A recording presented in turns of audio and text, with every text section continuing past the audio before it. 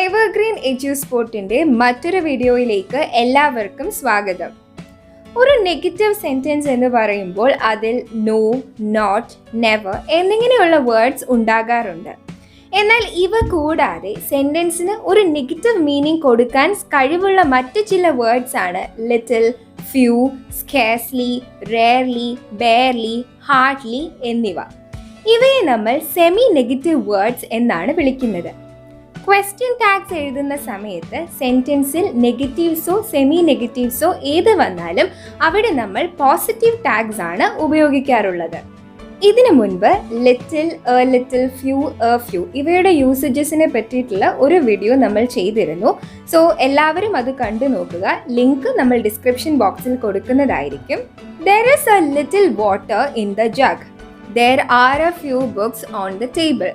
ഈ രണ്ട് ഉദാഹരണങ്ങളിൽ നിന്ന് തന്നെ നമുക്ക് മനസ്സിലാക്കാം ലിറ്റിൽ, എ ലിറ്റിൽ എപ്പോഴും അൺകൗണ്ടബിൾ നൗൺസിനോടൊപ്പവും ഫ്യൂ, എ ഫ്യൂ എപ്പോഴും കൗണ്ടബിൾ നൗൺസിനോടൊപ്പവുമാണ് ഉപയോഗിക്കുന്നത്. എന്നാൽ ഇവ പലപ്പോഴും നമുക്ക് തിരിഞ്ഞു പോകാറുണ്ട്. സോ ഒരു ട്രിക്കിലൂടെ നമുക്കിത് പഠിച്ചു വയ്ക്കാം. ഓയിൽ, വാട്ടർ ഇവയെല്ലാം തന്നെ അൺകൗണ്ടബിൾ നൗൺസിന് ഉദാഹരണങ്ങളാണ്. ഇത് രണ്ടും ലിക്വിഡ്സ് ആണ്. സോ ലിറ്റിൽ, ലിക്വിഡ് എന്ന ആ ഒരു ട്രിക്ക് ഓർത്ത് വെച്ച് കഴിഞ്ഞാൽ നമുക്കിത് തിരിഞ്ഞു പോകാതിരിക്കും. ഇതുപോലെ തന്നെ നമുക്ക് തിരിഞ്ഞു പോകുന്ന മറ്റു രണ്ട് കോൺസെപ്റ്റ്സ് ആണ് ലിറ്റിൽ എവിടെയാണ് ഉപയോഗിക്കേണ്ടത്, എ ലിറ്റിൽ എവിടെയാണ് ഉപയോഗിക്കേണ്ടതെന്നുള്ളത്. സോ ലിറ്റിൽ എന്ന് പറയുന്നത് ഒരു നെഗറ്റീവ് മീനിങ് ആണ് നമുക്ക് തരുന്നത്. അതായത് ആവശ്യത്തിന് പോലും ഇല്ല എന്നാണ് ആ ഒരു വേർഡിൻ്റെ അർത്ഥം. എ ലിറ്റിൽ എന്ന് പറഞ്ഞാൽ വളരെ കുറച്ചുണ്ട്. സോ ലിറ്റിൽ എന്ന വേർഡിനോടൊപ്പം ഒന്നും തന്നെ ഇല്ല. സോ അതിൻ്റെ മീനിങ്ങും അങ്ങനെയാണെന്ന് ഓർത്ത് വയ്ക്കുക. ആവശ്യത്തിനുള്ളത് പോലും ഇല്ല, അല്ലെങ്കിൽ ഒന്നും തന്നെ ഇല്ല.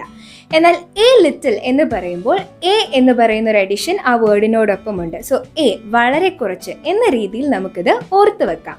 ഹാർഡ്ലി, റെയർലി, ബെയർലി, സ്കാർസ്ലി ഇവയും സെമി നെഗറ്റീവ് വേർഡ്സുകളാണ്. കഷ്ടിച്ച്, അപൂർവമായി എന്നൊക്കെയാണ് ഇവയുടെ meaning. For example, there were hardly any people. He barely feeds his cow.